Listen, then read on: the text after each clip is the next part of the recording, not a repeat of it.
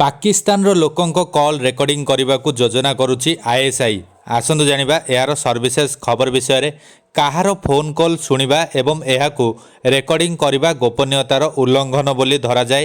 ଦୁନିଆର କୌଣସି ଗଣତାନ୍ତ୍ରିକ ଦେଶରେ ଅନ୍ୟମାନଙ୍କ କଥାବାର୍ତ୍ତା ଶୁଣିବାକୁ କାହାକୁ ଅଧିକାର ଦିଆଯାଇ ନଥାଏ, କିନ୍ତୁ ବର୍ତ୍ତମାନ ଏହା ପାକିସ୍ତାନରେ ଘଟିବାକୁ ଯାଉଛି। ପ୍ରଧାନମନ୍ତ୍ରୀ ଶାହବାଜ ସରିଫ ସରକାର ଦେଶର ଗୁପ୍ତଚର ଏଜେନ୍ସି ଆଇଏସ୍ଆଇକୁ ଦେଶର ଲୋକଙ୍କ ଫୋନ୍ କଲ୍କୁ ଶୁଣିବାର କ୍ଷମତା ଦେଇଛନ୍ତି। ଏବେ ଆଇଏସ୍ଆଇ ଫୋନ୍ କଲ୍ ଶୁଣିବାକୁ ସମର୍ଥ ହେବ।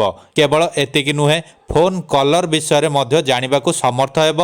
ସୂଚନା ପ୍ରଯୁକ୍ତିବିଦ୍ୟା ଏବଂ ଟେଲିକମ୍ ଯୋଗାଯୋଗ ମନ୍ତ୍ରାଳୟ ପାକିସ୍ତାନ ଟେଲି ଯୋଗାଯୋଗ ପୁନର୍ଗଠନ ଅଧିନିୟମ 1996 ଅନୁଯାୟୀ ଏହାର ବିଜ୍ଞପ୍ତି ଜାରି କରିଛି। ଏଥିରେ ସ୍ପଷ୍ଟ ଭାବେ କୁହାଯାଇଛି, ଧାରା 54 ଅନୁଯାୟୀ କ୍ଷମତା ବ୍ୟବହାର କରି ସରକାର ଜାତୀୟ ସୁରକ୍ଷା ଦୃଷ୍ଟିରୁ ତଥା କୌଣସି ଅପରାଧ ସନ୍ଦେହରେ ଫୋନ୍ କଲ୍ ଏବଂ ବାର୍ତ୍ତା ହସ୍ତାନ୍ତର କରିବାକୁ ଆଇଏସ୍ଆଇକୁ ଅନୁମତି ଦେଇଛନ୍ତି। ଯେକୌଣସି ଟେଲିକମ୍ ସିଷ୍ଟମରୁ ପ୍ରାପ୍ତ କୌଣସି କଲ୍ ଗ୍ରେଡ୍ 18 ର୍ୟାଙ୍କ କିମ୍ବା ତାଠାରୁ ଉର୍ଦ୍ଧ୍ୱ ଅଧିକାରୀମାନେ ଏହାର ଅନୁସନ୍ଧାନ କରିବାକୁ ସମର୍ଥ ହେବେ। ଫୋନ୍ କଲ୍ ରେକର୍ଡିଂ ଗୁଡ଼ିକ ମଧ୍ୟ ରଖାଯାଇପାରିବ।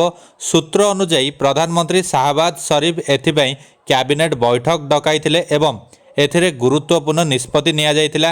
ବିଶେଷ କଥା ହେଉଛି, ଆଇଏସ୍ଆଇ ବର୍ତ୍ତମାନ ଯେକୌଣସି ଫୋନ୍ କଲ୍ ରେକର୍ଡିଂ କରିପାରିବ। ଏହାର ଅର୍ଥ ଆଇଏସ୍ଆଇ ନିଜ ସହିତ ପୁରା ତଥ୍ୟ ରଖିପାରିବେ। ଇମ୍ରାନ ଖାନଙ୍କ ପାର୍ଟି ପାକିସ୍ତାନ ତେହରିକ ଇ ଇନସାଫ ତଥା ପିଟିଆଇ ଆଇଏସ୍ଆଇକୁ ନୂତନ କ୍ଷମତା ପ୍ରଦାନକୁ ଦୃଢ଼ ବିରୋଧ କରିଛି। ଦଳର ନେତା ଓମାର ଆୟୁବ ଖାନ କହିଛନ୍ତି, ସରକାର ଏବଂ ସହଯୋଗୀମାନେ ଜାଣିବା ଉଚିତ, ଯଦି ସେମାନେ କ୍ଷମତାରେ ନାହାନ୍ତି, ସେମାନଙ୍କ ନେତାଙ୍କ ବିରୋଧରେ ସମାନ କାର୍ଯ୍ୟାନୁଷ୍ଠାନ ଗ୍ରହଣ କରାଯିବ। ରାଜନେତାମାନେ ଭୟ କରୁଛନ୍ତି ଯେ ଏହାକୁ ସେମାନଙ୍କ ବିରୋଧରେ ବ୍ୟବହାର କରାଯାଇପାରିବ। ବର୍ଷ ବର୍ଷ ଧରି ପାକିସ୍ତାନରେ ଏହା ଘଟୁଛି। ଯିଏ କ୍ଷମତାରେ ଅଛି ସିଏ ଏପରି ଉଦ୍ୟମ କରି ବିରୋଧୀଙ୍କୁ ହଇରାଣ କରୁଛି। କିନ୍ତୁ ସେଠାକାର ଲୋକମାନେ ଅଧିକ ଚିନ୍ତିତ ଅଛନ୍ତି, କାରଣ ଆଇଏସ୍ଆଇ ଏହି ଶକ୍ତି ବ୍ୟବହାର କରି ଲୋକଙ୍କୁ ହଇରାଣ କରିବାର ଆଶଙ୍କା ରହିଛି।